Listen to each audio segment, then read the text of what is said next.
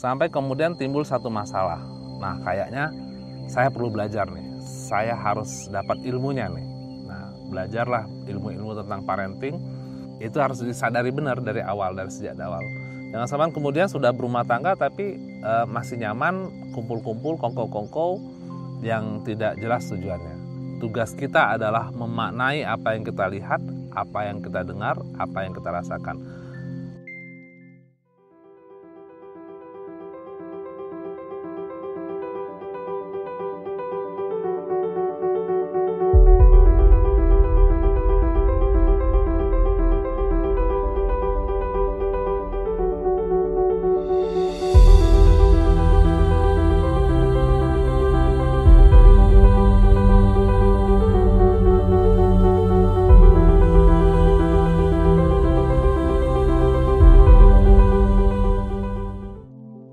Oke, baik.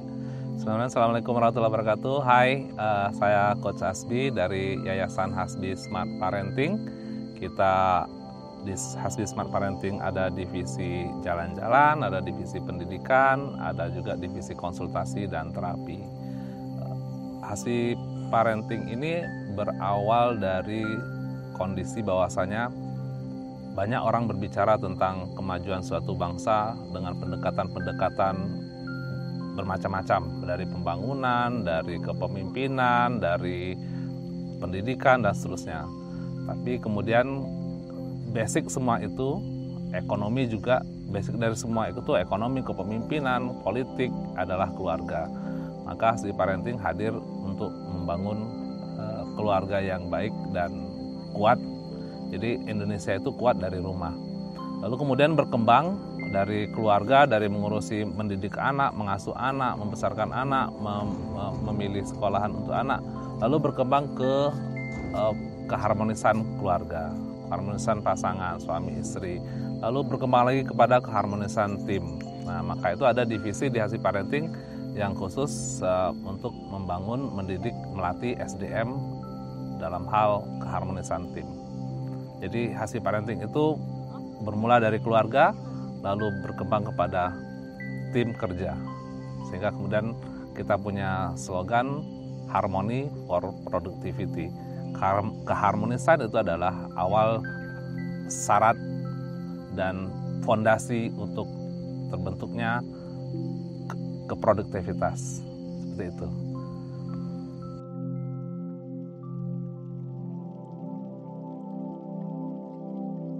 Baik, ilmu parenting awalnya dulu pengalaman pribadi, saya jadi orang tua itu tidak ada ilmunya.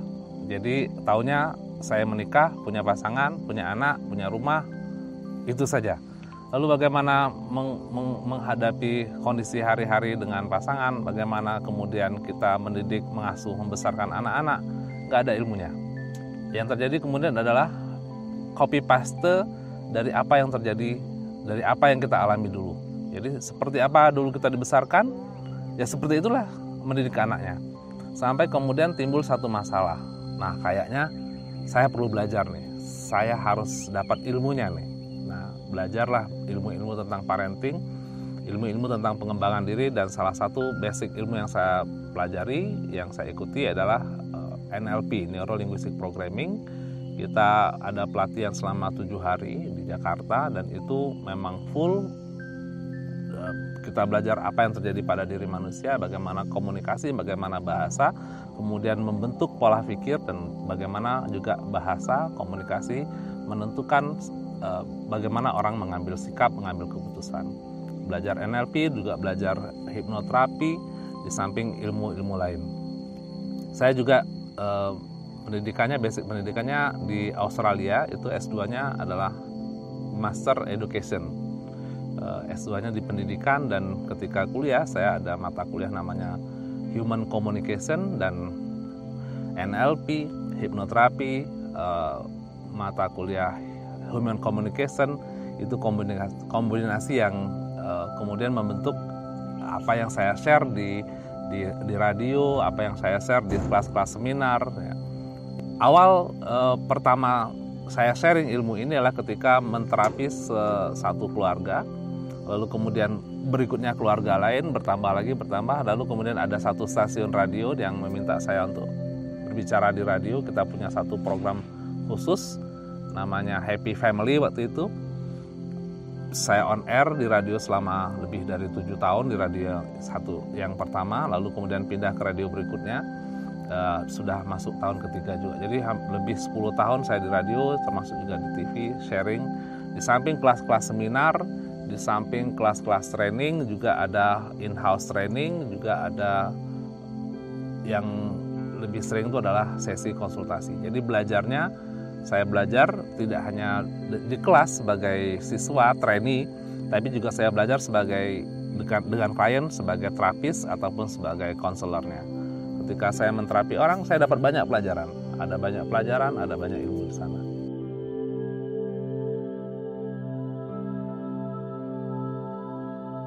Ada macam-macam sih.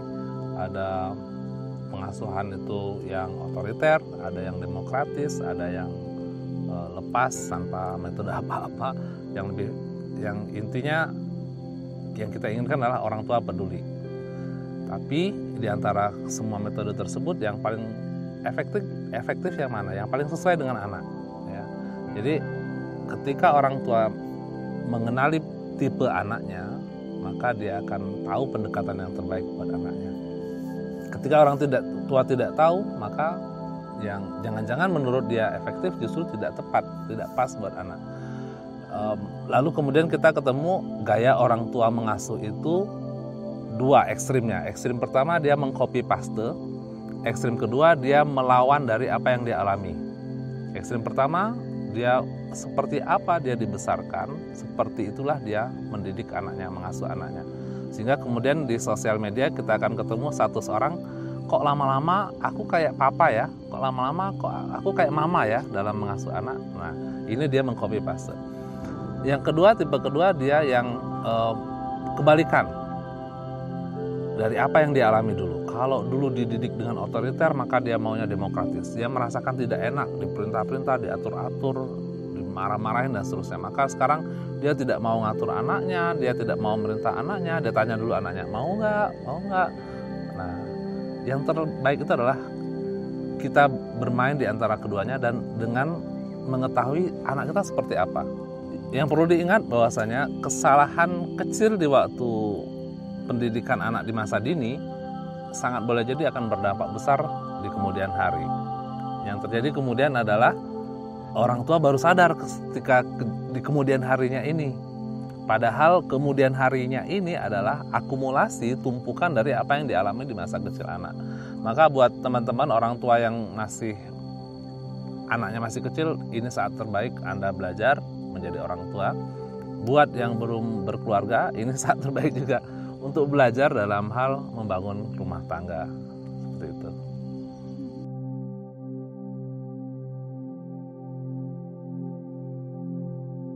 Oke.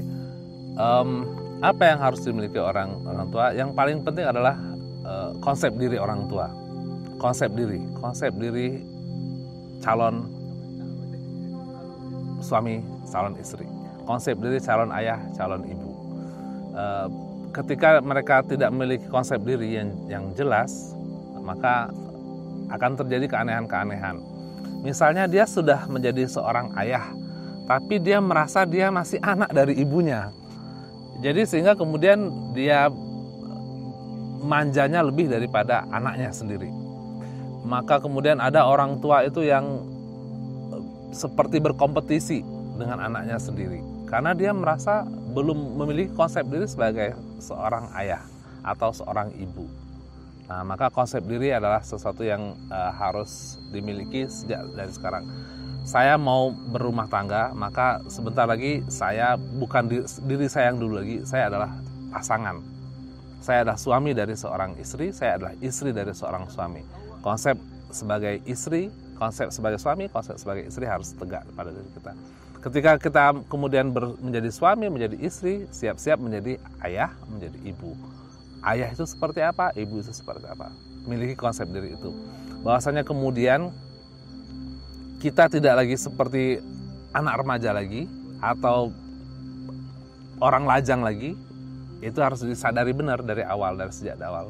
Jangan sampai kemudian sudah berumah tangga tapi masih nyaman kumpul-kumpul, kongkow-kongkow yang tidak jelas tujuannya. Ya, tidak ada tujuan bisnisnya, nggak ada tujuan lobbynya, nggak ada tujuan pengembangan dirinya juga nggak ada di sana. Cuman kongkow-kongkow lepas saja. Maka jangan-jangan dia belum punya konsep diri sebagai seorang ayah, seorang ibu, atau seorang istri atau seorang suami. Jadi konsep diri yang paling penting.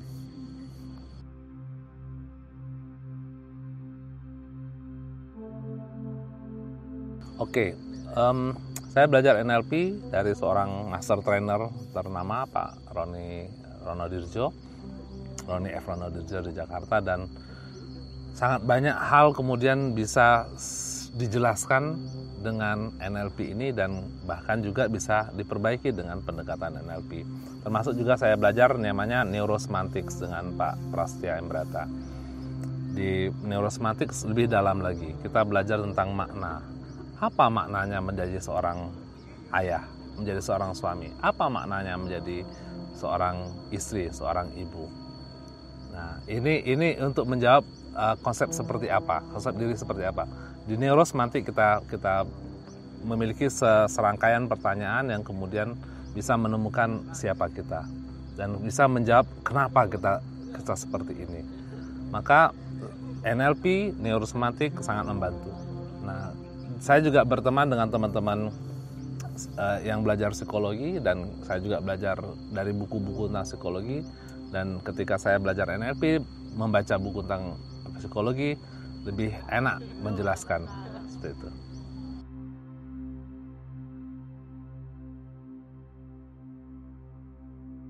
Oke, apa yang menghambat seseorang untuk berkembang, atau apa yang membuat orang juga untuk bisa berkembang, untuk grow? Yang pertama, dia ada namanya filosofi. Filosofi itu pengetahuan. Apa yang dia ketahui tentang segala sesuatu, banyak hal. Apa yang dia ketahui tentang dia mau ahli di bidang apa. Apa yang dia ketahui tentang dirinya. Apa yang dia ketahui tentang lingkungannya. Ini yang pertama, pengetahuan dia. Kemudian yang kedua, bagaimana perasaan dia, ya, bagaimana dia merasakan. Nah, ini tadi masuk ke dalam makna tadi. Rasa itu datang dari makna. Bagaimana dia merasakan tentang dirinya? Apakah dia merasa saya ini apalah itu kan? Atau dia merasa saya berhak untuk seperti orang lain yang lebih baik, saya berhak untuk sukses. Jadi bagaimana perasaan dia terhadap dirinya? Bagaimana perasaan dia terhadap lingkungannya, bagaimana perasaan dia tentang masa lalunya, bagaimana perasaan dia tentang masa depannya. Ini yang menentukan seseorang itu grow atau justru stuck, ya. Pengetahuannya bertambah atau tidak, pengetahuannya tepat atau tidak tepat. Kemudian yang kedua, perasaannya seperti apa tentang masa lalunya, tentang dirinya, tentang orang sekitarnya, tentang aktivitasnya, tentang juga bahkan tentang masa depannya. Punya feel nggak? Lalu kemudian bagaimana dia activity-nya, kemudian pengetahuannya, perasaannya, lalu bagaimana dia beraktivitas. Aktivitasnya seperti apa? Dia sudah tahu nih bahwasanya belajar itu penting, belajar public speaking itu perlu. Kemudian dia sudah memperbaiki perasaannya, tapi kemudian dia nggak lakuin apa-apa. Oke, memang penting, memang perlu, tapi aku kayaknya update status dulu lah. Aku selfie dulu, aku jalan-jalan dulu lah, halan-halan dulu lebih banyaknya ya. Yang terjadi kemudian tetap nggak grow. Maka pengetahuan, perbaiki pengetahuan, tambah pengetahuan, perbaiki perasaan, review perasaan-perasaan yang ada, lalu act, bertindak, beraktivitas. Nah, inilah kemudian yang menentukan hasil, result. Resultnya apakah kita grow, bertumbuh, atau kita stagnan, mengalami kebuntuan. Dan yang terjadi kemudian kalau mengalami kebuntuan, kita akan mengulangi lagi aktivitas yang sama. Maka kita hidup 15 tahun, tapi sebenarnya 1 tahun dikali 15. Gitu.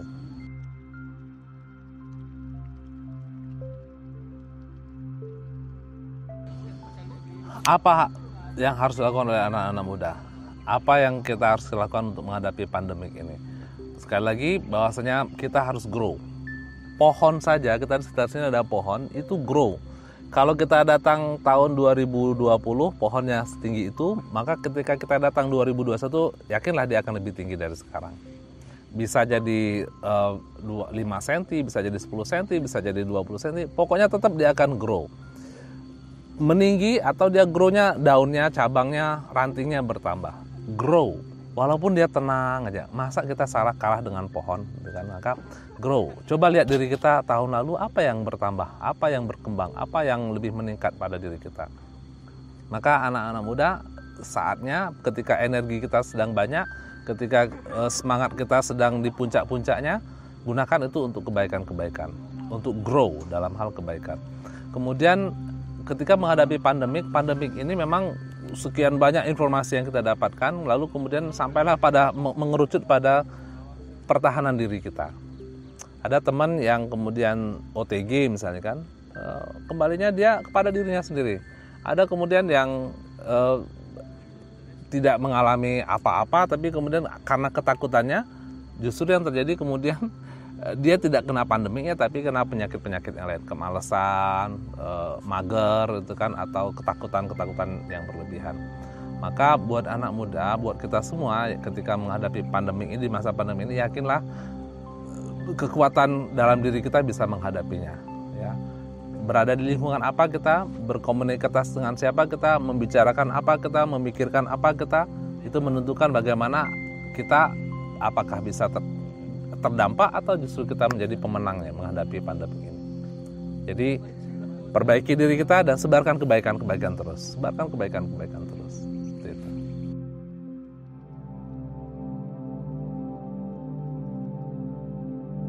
Baik teman-teman, dari sekian banyak yang kita bicarakan, semuanya akan kembali kepada diri kita. Kita melihat, kita mendengar, kita merasakan. Nah, tugas kita adalah memaknai apa yang kita lihat, apa yang kita dengar, apa yang kita rasakan.